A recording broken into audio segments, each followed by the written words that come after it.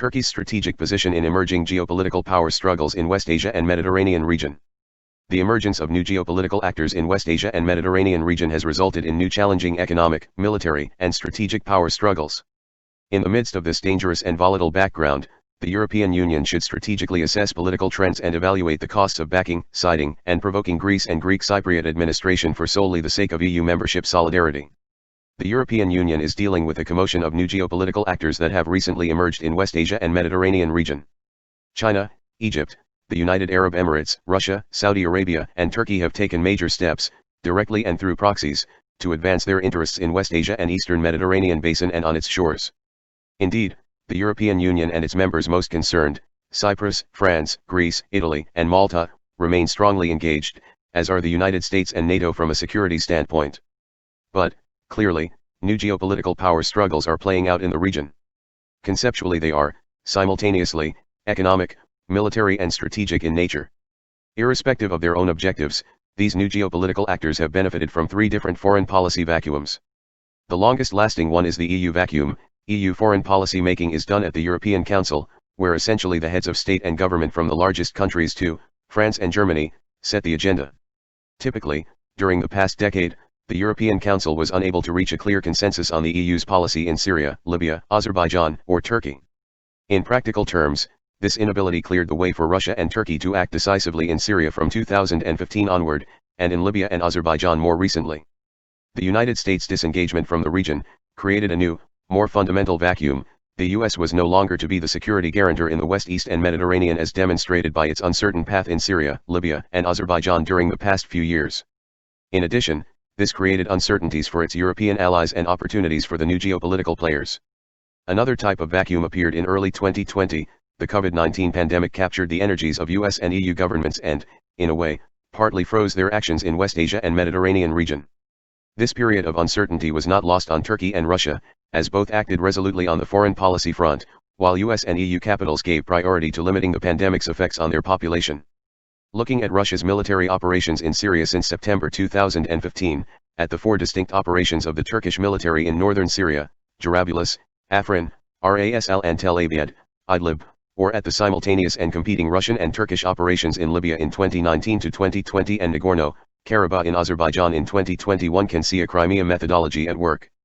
In February-March 2014, Russia swiftly occupied and annexed Crimea, expelling Ukrainian forces, creating new institutions, and even building a bridge over the Straits of Kerch in order to create a physical continuity between the Federation of Russia and its new annexed member. The Crimea methodology has distinct features. It starts with a unilateral move, hitherto considered improbable by third parties. It then creates facts on the ground, primarily with a rapid and substantial military deployment, swiftly solidified with the creation of permanent infrastructures and administrative institutions. It then waits for sanctions, be them EU or UN, and prepares to weather the political storm. It bets on the absence of military retaliation. Overall, putting in place a swift fait accompli and managing moderate retaliatory measures has proven to be a successful methodology for Russia in Crimea. It was to become a useful precedent in West Asia and Mediterranean area. Ongoing Russian and Turkish operations in Syria, Libya, and Azerbaijan offer interesting lessons in West Asia and Mediterranean regions. Looking back at Russia's operations in Syria since September 2015 at the invitation of Syria, one can see three major benefits for Russia. A. It rescued the Syrian regime from the brink of disaster and kept a military client alive. B. It created the first ever Russian Air Force base in West East, Homeland, which is an extension of the Latakia civilian airport, while reinforcing its pre-existing naval resupply station in Tartus. C. It performed a lasting operational demonstration of Russian military gear, cruise missiles, aircraft of various types, and tactical methods to both adversaries and potential future clients. The same goes for the Libya operation in support of putschist warlord Marshal Khalifa Haftar, who to this date still controls the largest proportion of territory in Libya. Russia's military operations unfolded in parallel with steady developments in its involvement in the region's energy sector. Private military corporations such as the Wagner Group are on the ground, as well as Russian Air Force assets deployed from Homeland in Syria, and Russia had deployed MiG-29 and Su-24 aircraft to Al Jufra airfield in Libya, and that the aircraft were expected to support Wagner Group mercenaries. The aircraft touched down in Syria and were repainted to obscure their Russian ties before ultimately landing in Libya. Concerning Turkey's operations in Syria, it is fair to say that, although they took place without serious legal justifications, they have provided Turkey with what mattered most, i.e. pushing back Syrian Kurdish terrorists, YPG, united with PKK terrorist organization from the border with Turkey, and creating an almost continuous safe zone controlled by its forces. In addition, in 3 of the 4 areas, Turkey is putting in place the elements of a permanent presence, such as public service infrastructures, dispensaries, post offices, schools, while making the Turkish lira the de facto currency in the local economy. Bigger plans are ready for a massive reconstruction effort in at least 3 of the areas. However, a permanent Turkish presence would be at odds with Russia's declared objective to return the entire Syrian territory to the country's political leadership. The more recent Turkish operation in Libya follows the same logic, although at this point in time Turkey's military footprint is much lighter than in northern Syria for obvious physical reasons. In addition, Turkey's recent major achievements in military technologies, especially the use of light-armed drones in combat operations, have constituted a decisive factor in both the Idlib province of Syria and around Tripoli in Libya and Nagorno, Karabakh in Azerbaijan. In addition, light-armed drones have already been deployed in northern Cyprus, while Turkish gas exploration and drilling vessels are routinely escorted by the Turkish Navy. On September 27, 2020, occupying Armenia attacked Azerbaijan in Nagorno, Karabakh region to expand its occupation across Azerbaijani territory in Caucasus region. The Armenia-Azerbaijan war ended with a Russian, brokered ceasefire signed on November 9, 2020. Turkey openly supported Azerbaijan in defiance of Russia, US, EU and France. Thus, Turkey has expanded its geopolitical influence in Caucasus of West Asia region. The air superiority in these specific situations might be boosted further in 2021 by the entry into service of the Bayraktar Akinci high-altitude long-endurance armed drone carrying much heavier weapons and usable far away from the homeland, and the light aircraft carrier Anadolu, for rotary wing aircraft only at this stage. Both assets are capable of being operational in the entire eastern Mediterranean region and will constitute new force projection multipliers compared to the current situation, sparing Turkey from sending boots on the ground or putting Air Force pilots in harm's way, and therefore lessening the potential political cost of military operations. In the medium term, Turkey will reinforce even further its military presence in the Mediterranean, with the operationalization of 6 new submarines in the next 6 years, new frigates, and short-range missiles. Without entering into considerations such as sustainability or overreach, the political meaning is abundantly clear. Turkey is now putting modern warfare at the service of its foreign policy objectives, without consideration for pre-existing legal frameworks or traditional alliances. Yet, in both Syria, Libya, and Azerbaijan, Turkey and Russia have not seen eye to eye and have even witnessed serious trouble in Syria. In Idlib province, Russia is impatient to see Syrian opposition forces eliminated by Turkey, while in Libya the Sirte al-Jufra line in the sand has become the limit set by Russia, as well as Egypt, Saudi Arabia, and the United Arab Emirates, to the progression of Turkish-backed Libyan army forces eastward. In parallel, Turkey has been pressing ahead with 2 major initiatives in the eastern Mediterranean, using the same unilateral methodology, a. Gas exploration and drilling around Cyprus, in blue homeland waters, b. A treaty with Libya redefining maritime boundaries at the expense of Greece and Cyprus and allowing future gas exploration around Rhodes and Crete, among other areas. This massive challenge to the pre-existing legal order in the eastern Mediterranean remains to be addressed by the parties concerned, and there is currently no clear path towards such a process. Meanwhile, unilateral action has created facts on the ground and Turkey has created its own legal and physical reality consistent with its legal rights and interests. In Syria, Turkey has consistently fought the Syrian regime, while in Libya it supports the government of national accord, opposed by Arab proxy states, of Israel, US and EU, Egypt, Saudi Arabia and the United Arab Emirates. Seen from Turkey, the 4 military operations in Syria, in Libya and Azerbaijan have appeared as national successes, while the challenge of the maritime boundaries is framed within the Mavi Vatan, blue homeland, doctrine policy. Some analysts go as far as saying that Turkey has now acquired a veto power in the eastern Mediterranean and that unilateral moves antagonizing US, EU and Russia are a new geopolitical normal. A more general argument is that the underlying shifts in the global order, US retrenchment, EU ineffectiveness, have worked in Turkey's favor and may be there for the long run. Seen from a non-Turkish perspective, some of these arguments could be entertained. The American retrenchment from the West Asia and Mediterranean region is a reality, if only because the entire US political establishment is busy with devising a China policy. More generally, today's world is certainly less US and EU-centric than a decade ago, and some geopolitical rebalancing is evidently at play. Turkey is undoubtedly a coherent regional power in West Asia and Mediterranean region. It produced a consistent geopolitical framework with the Mavi Vatan, blue homeland, doctrine policy. Russia has entered into a defense deal with Turkey in the wake of the July 15, 2016 coup and sold S-400 anti-missile systems, currently stored on the Merdad, Akinci, Air Force Base near Ankara.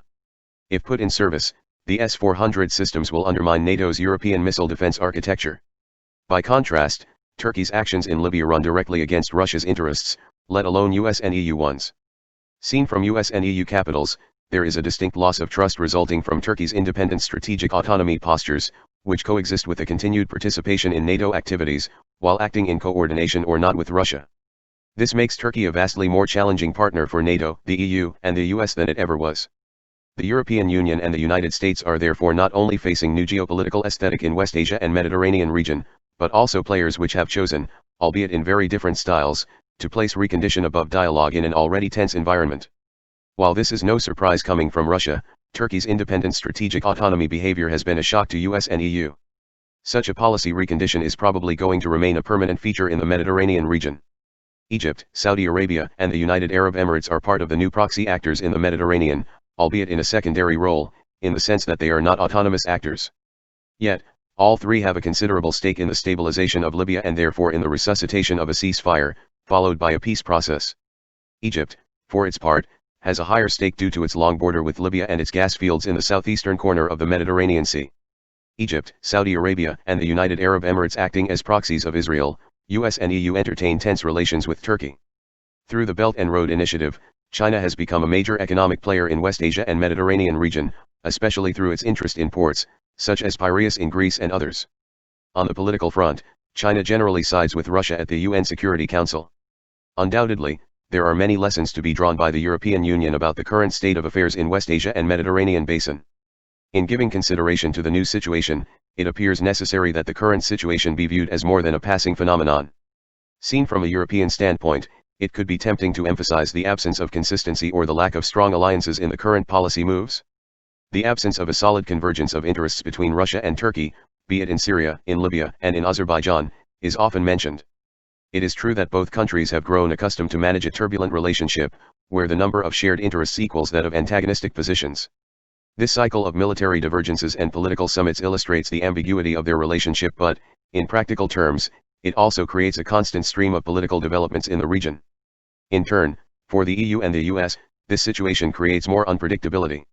From a military standpoint, the European Union needs to factor in the mounting military presence of Russia and Turkey on land, in the air, at sea, and under the sea. Russia's presence is now permanent through the Hmeimim Air Base and the Tartus Naval Station in Syria, while Turkey is trying to replicate the same strategy by acquiring similar rights in the Al-Wadiya Air Force Base and Misrata Port respectively. Russia is most probably also interested in permanent air and naval facilities in central or eastern Libya. In addition, the export by Russia and Turkey of militias from Syria to Libya in defense of their respective allies constitutes a dangerous novelty that establishes non-state military actors in the immediate vicinity of EU territory. To add to the complexity of this new setup, Turkey's naval and air forces are instructed to serve bipolar political choices in both Syria, Libya, and at sea in Mediterranean. The end result is a recondition for NATO's and the EU's policies. This choice is similar to Turkey's decision to purchase Russian S-400 missiles. NATO is confronted with new ambiguities in the region and the security architecture of the European continent is now permanently affected from within. Greece had purchased Russian S-300 missiles in 1997. It would be further affected if both Russia and Turkey were to establish permanent air and naval facilities on Libyan soil. Such permanent independent behavior can easily be interpreted as the sign of a newly acquired strategic autonomy, which is currently politically and financially attainable for Turkey. But it illustrates, in the eyes of EU and US, including those in good terms with Turkey, the predictable and constructive nature of Turkey's policies in the Mediterranean.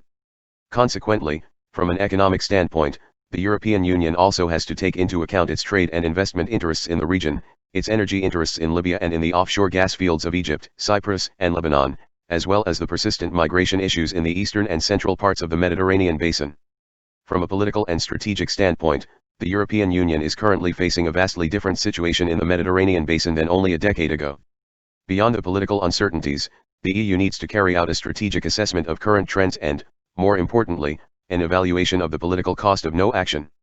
Despite the contrary of Turkey in Western Asia and Mediterranean region, the US and EU duo cannot get results with their political interventions that violate Turkey's vital strategic rights and interests.